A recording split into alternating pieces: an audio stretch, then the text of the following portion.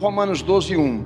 Portanto, rogo-vos, irmãos, pela compaixão de Deus, que apresentei os vossos corpos como sacrifício vivo, santo e agradável a Deus, que é o vosso culto racional. E não vos conformeis com este mundo, mas vos transformai-vos pela renovação do vosso entendimento, para que experimenteis qual seja a boa, agradável e perfeita vontade de Deus. Você sabe o que é uma pessoa cosmopolita? Quem sabe, levanta a mão aqui. Nome estranho, né? Parece doença. Mas esse pensamento está dentro das igrejas. Ele começou a ser elaborado na Grécia e com o tempo foi se aprimorando, se aperfeiçoando. E teve por fechamento, dentro da cabeça de um filósofo alemão chamado Immanuel Kant, que defendeu que o cosmopolita é o cidadão do mundo. O seu interesse por essa visão, você vai entender por que eu estou dizendo isso. Preste atenção. Era propor um programa que desse direito político, jurídico e internacional para o progresso social e religioso dos povos, das pessoas. Isso ele falou no século XIX, mais ou menos. Até um pouco antes, não sei. Não tem a data exata aqui. Se esse cara tivesse vivo, ele estava festejando 2016 agora e dizendo: caramba, tudo o que eu falei deu certo. E deu.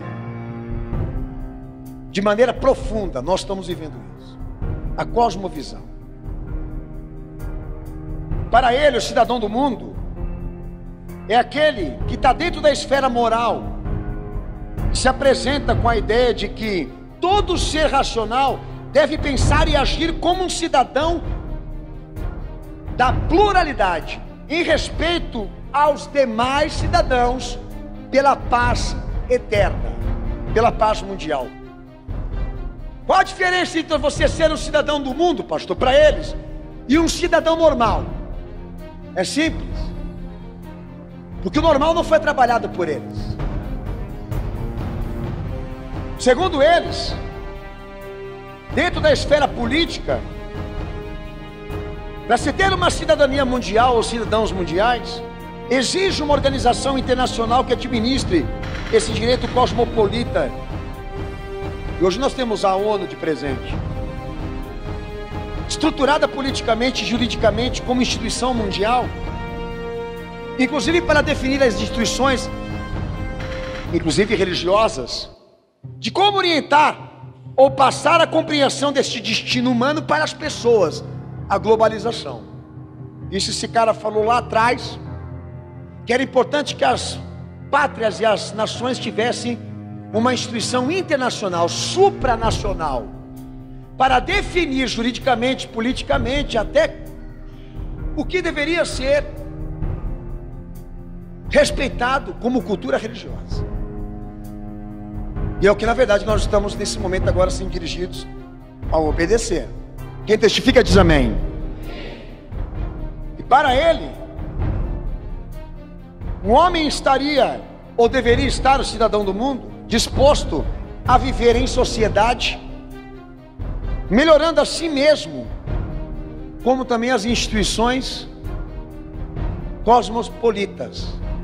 Ou seja, você quer o teu bem, nós queremos o bem de todos, inclusive também daqueles que pregam, ou das instituições que pregam sobre isso.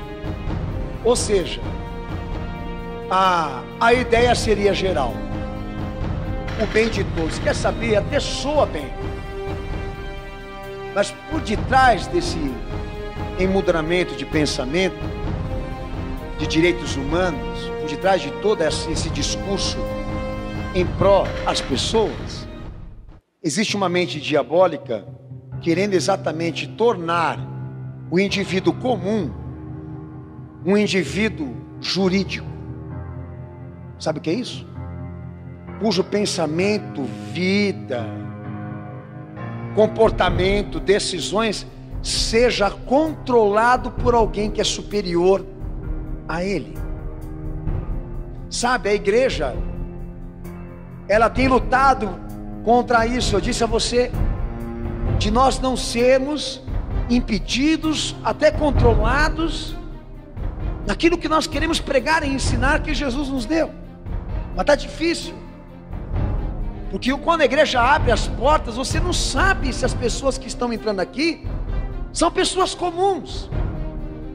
Se aqueles que estão entrando aqui, por exemplo, são pessoas normais, do tipo, se não são infiltrados aqui, a se tornarem membros, como aconteceu em outras igrejas tradicionais, e irem se infiltrando e recebendo cargos, já com essa mentalidade de se tornarem pastores, lideranças de uma igreja, para poder exatamente se empenhar em cumprir esse protocolo de sociabilidades, aprimoramentos sociais, fazer com que as pessoas sejam cidadãos do mundo, cidadãos da nova ordem universal.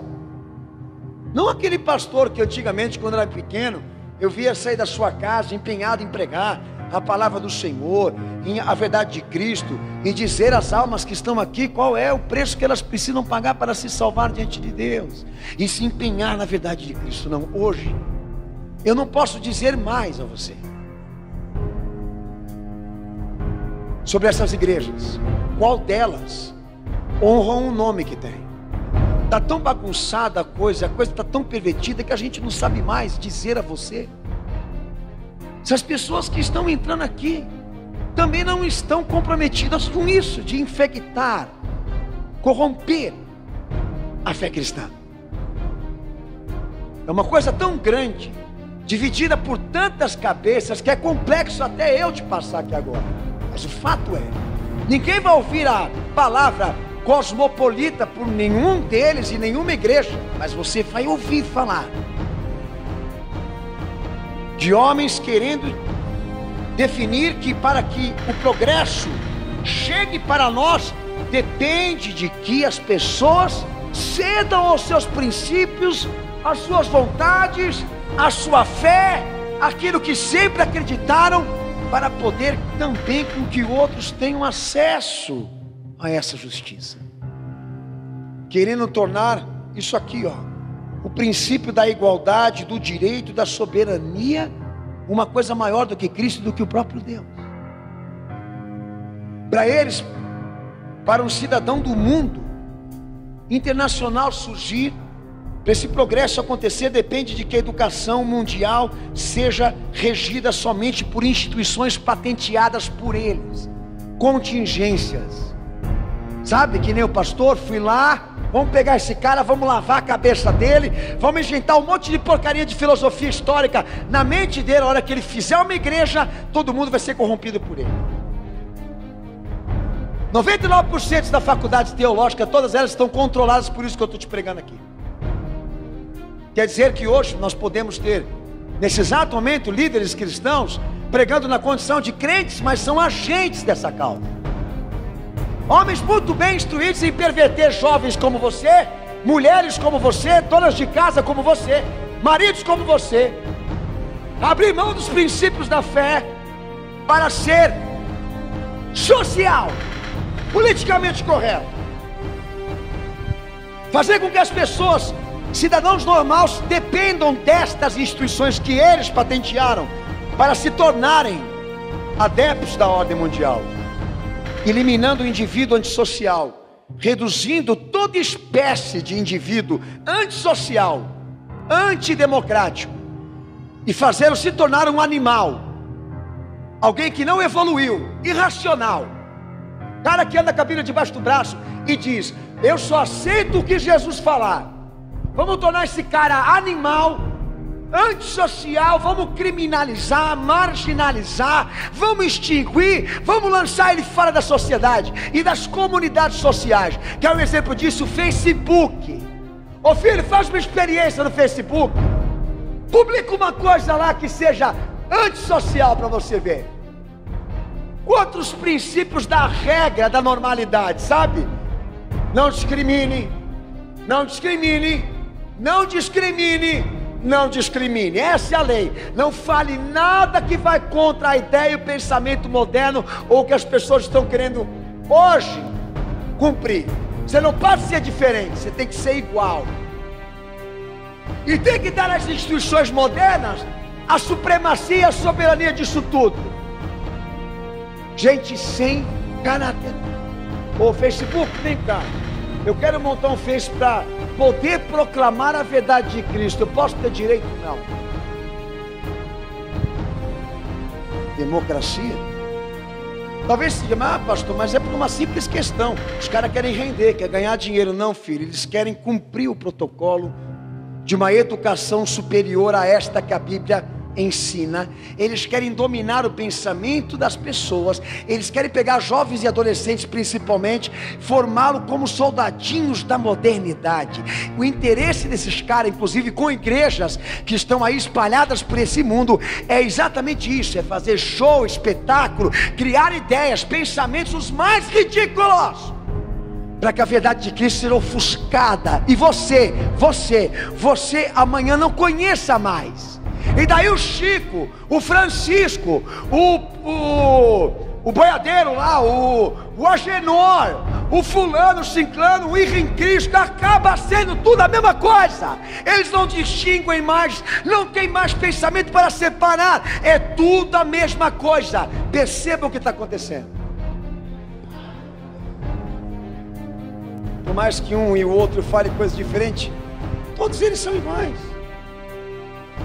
Meu Senhor foi um dos que mais incentivou os seus ouvintes a raciocinar com o pensamento divino, ao ponto de incomodar os discípulos a dizer para ele: ô Senhor, para de pregar parábola aí, que o povo está babando lá, não está entendendo nada. E se incomodaram com isso. E o meu Senhor diz: eles não estão entendendo porque não estão ouvindo com o coração, com o interesse de se converter. Eles não estão entendendo porque eles não têm inteligência, porque eles não querem se converter. O incentivador de almas e de pensamentos, de fazer com que tudo isso volte para essa reflexão, né? Você quer ser convencional ou você quer ser de Cristo? O que você espera? Convencional? Politicamente correto. De Cristo, o inverso daquilo que está sendo elaborado e adaptado lá fora. Mas para Paulo, Romanos 12, verso 1 ao verso 2, o culto racional, né? Ou o racional, o ser racional para Deus, é o que, cenário? É aquele que sabe apresentar o seu corpo como sacrifício vivo, santo e agradável a Deus, e não se deixar levar pelas transformações do mundo, pelas renovações, pela modernidade, mas antes de tudo, experimentar qual é a boa, agradável e perfeita vontade de Deus. Eu comecei a ler esse texto com você aqui. Quero ser inteligente, quero ser racional, quero ter a minha cabeça, quero ser um pensador. Se o teu interesse é servir a Cristo e servir a Deus com esse pensamento cheio de motivações, a tua sabedoria tem que engrandecer a vontade de Deus na tua vida. A tua sabedoria, a tua racionalidade, a tua inteligência tem que se apresentar diante de Deus como coisa que lhe agrada.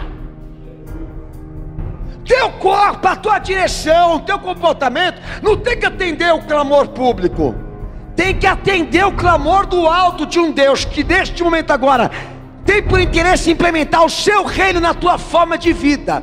Olha como que a Bíblia fecha o caminho dos interesses alheios e chama e convoca o homem a se apresentar a este serviço aqui, de usar a sua razão, a sua inteligência, a sua capacidade, a sua vida, o seu corpo, para servir a Deus como sacrifício aceitável. Então, para Paulo, a melhor coisa realmente seria ser um cidadão do céu, do reino de Deus, e atender ao clamor que vem do alto, pois assim nós estaríamos nos salvando disso. Agora eu lhe pergunto, há como ser convencional? Agradar quem está lá fora? A partir do momento em que o teu propósito for este, não se modernizar, por mais que sejamos globalizados, não se socializar, mas se especializar neste propósito. Senhor, eu quero que a minha vida te agrade. Senhor, eu quero que a minha vida te agrade. Senhor, eu quero que a minha vida seja santa na tua presença, que as minhas atitudes, os meus pensamentos, o meu comportamento estejam confirmados debaixo da tua vontade. Não há como nós implementarmos esse propósito nesse mundo aqui sem os choques. Você vai ter que escolher: perder um amigo para ganhar Cristo, perder a sociedade para ganhar Cristo, perder o prestígio lá fora para ganhar Ele, ou o inverso. Botar uma palavra Jesus Cristo em cima da tua cabeça, uma placa enorme em cima da tua cabeça, como as igrejas estão fazendo aí, e passar a brincar de fé, elaborando outras coisas que não estão propostas pelo Evangelho. Efésios 4,13, Paulo vai a fundo e diz ainda que o ser racional é aquele que busca uma unidade segundo a fé, pleno conhecimento do Filho de Deus, a perfeita varonilidade, a medida e a estatura daquilo que Cristo é. Está dando direito exatamente da fé dizer para você com quem você tem que unir, respeitar, servir, obedecer, etc, etc, etc, etc. O direito não é político nem jurídico. Direito aí não é internacional. Direito aí não é a modernidade. Direito é assim: ô Senhor, pega a tua igreja e faz ela te servir. Pois se nós estamos unidos aqui, nós estamos unidos segundo a fé, segundo o que ela determina, segundo o que ela prega, segundo o que ela fala, segundo o que ela ensina. Ela deve dizer a nós o conhecimento, dizer a nós o que é perfeição, dizer a nós a medida, a estatura daquilo que nós precisamos ser. A fé exerce educação, influência, prioridade na educação da igreja. Nós estamos aqui sendo fundamentados agora por isso. É radical ou não é? Você pode pegar a Bíblia aí e torcer ela, que você não vai encontrar filosofia histórica, não. Não há várias histórias, há uma história só para Deus. Desde que o homem caiu, a maldade e a corrupção impera aqui nesta terra, e só há uma salvação: de que os homens aceitem o seu Filho para se redimir e se restaurar antes que Deus condene essa terra. É uma verdade só. Não pega a modernidade, não pega o progresso para esconder o corrupto que eles são. Que o mundo continua com a mesma cara de Adão, filhão. 1 Coríntios 1,30. Quer ser racional para o apóstolo Paulo? Sábio, racional, inteligente é caminhar e andar segundo a justiça, a santificação e a redenção de Cristo. Sai dessa moda, filho. Mas você passar a não ser você, para atender a demanda social e as transformações que estão vindo aí, é falta de caráter teu. As instituições cosmopolitas, elas estão pegando as crianças e ensinando elas a terem sexualidade em idade precoce e a terem tendências homoafetivas. Estão educando crianças a serem pederastas. A igreja não pode entrar nesse esquema, não pode ceder a essa pressão. Ela ama Jesus, ela crê em Jesus, ela não quer ser convencional, ela quer ser de Cristo. Ela não quer ser cidadão do mundo, nem cidadã internacional, ela quer ser cidadã do reino de Deus.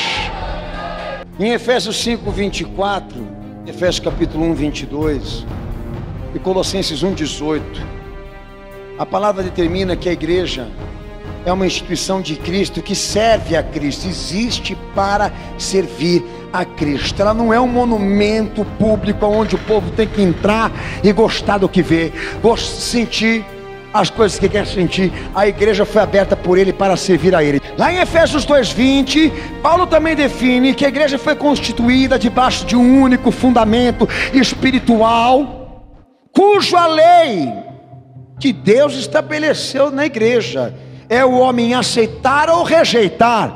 E Pedro fala isso em 1 Pedro capítulo 2, versículo 4 e versículo 8. Agora você não consegue ligar a televisão e escutar um pregador lá dizendo assim: arrependei-vos, minha gente, pois porque é chegado o reino do céu. Arrependei-vos, pois porque é chegado o reino do céu. Você escuta? Missão da igreja é dizer para você qual é a verdade que salva. O que Jesus quer que você faça que te pode salvar. Se arrependa. É isso que eu escuto. Se converta. Mude. Se transforme. Deixa Jesus operar nos teus erros. Mas é só isso que tem para pregar aí? Só que Ele morreu por mim? Só que eu tenho que mudar? Só que Ele tem um reino lá no céu me esperando, se caso eu for fiel? É isso. Não tem novidade. É simples, mas é poderoso, porque é enviado de Deus para a tua vida. Você vai ter que saber de que lado você vai ficar. Quando as pressões e as perseguições começarem a surgir por causa da fé, você vai ter que saber definir quem que você vai servir, quem que você vai amar. E o nosso chamado hoje é para este momento com Deus. É um momento de definição, puramente de definição. O que você quer ser diante de Deus? Um mundano que corresponde à pessoa que agora vai se dedicar e trabalhar pelo seu bem, pelo bem do próximo e pelo bem das instituições, e se submeter ao que elas ensinam e pedem? Ou se você é esse crente aqui, que vai viver de Cristo e viver do que Ele fala?